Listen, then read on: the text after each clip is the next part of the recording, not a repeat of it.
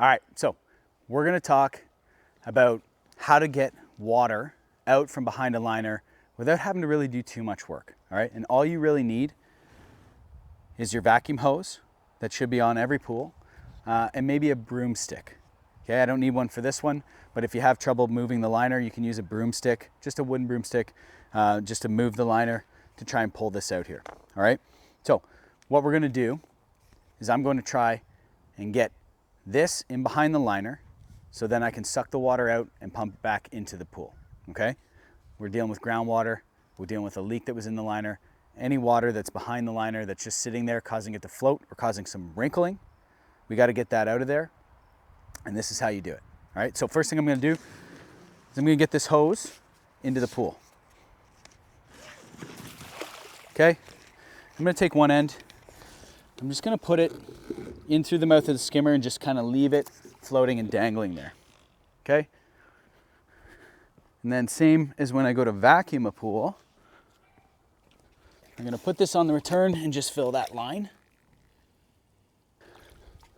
Once we have that line filled, we're just gonna pull back the liner, feed this down, and I'm gonna usually try and get it down to the cove or the low point where I know it's going to get the majority of the water out of there. Now, depending on how much groundwater's there, depends on how much time it's gonna take. What you're gonna hear when it's almost empty is cavitation, because it'll start drawing air from this hose here. That way you know it's time to disengage it from the skimmer and get this thing out. So this is gonna start cavitating soon, and when we hear that, I know that we got most of this water out, and then what we're gonna do is just disengage it from the skimmer, and then we can go and pull that out after. It's almost done here. I can see the liner's laying down. There's no more wrinkles in it. Once that thing is empty, you'll really hear it. It'll sound like it's sucking air, because it is. And you can kind of look down and see when things start to get pretty empty, this starts to get a lot tighter.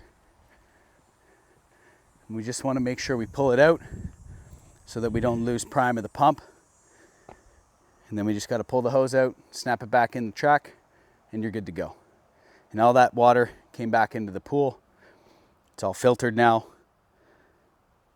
making sure that the pool is full enough that we're not going to get any more water pushing in behind it.